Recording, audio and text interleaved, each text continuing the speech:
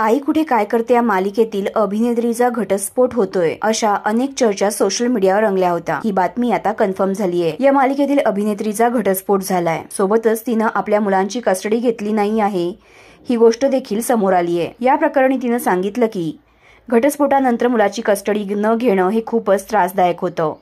मला काही सुचत नव्हतं, पण अखेर मी हा कठीण निर्णय घेतला। लोक वाईट आई आहे असं म्हटलं तर म्हणू देत। माझ्याकडे त्याची कस्टडी नाही, कारण मी कलाकार आहे। माझ्या ठरलेल्या वेळा नसतात, ठरलेलं उत्पन्न येत नाही। त्याचं सगळं कसं करायचं हा प्रश्न होता।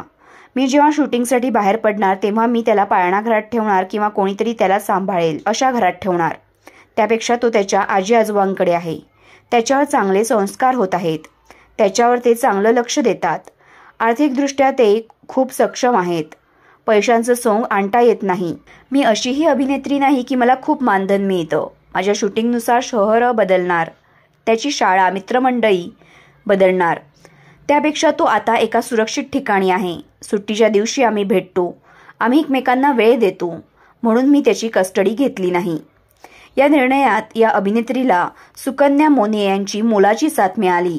सुकन्या मोनेला ती आपली आई मानते। ही अभिनेत्री आहे आई कुठे काय करते मालिकेतील विमल म्हणजे सीमा घोगडे।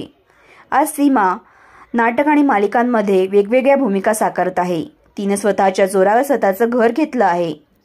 तिला आपण आई कुठे काय करतो या मालिकेव्यतिरिक्त पिरतीचा वणवा, उरी पेटला, गोठ, खुलता कळी खुलेना, एक होती राजकन्या अशा मालिकांमध्ये पाहिलं आहे।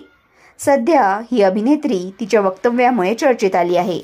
तर मग सीमाच्या वक्तव्याबद्दल तुम्हाला काय वाटतं? तुम्हाला आई कुठे काय करते मधील सीमाची व्यक्तिरेखा म्हणजेच विमल आवडायची का हे कमेंटमध्ये आवर्जून सांगा।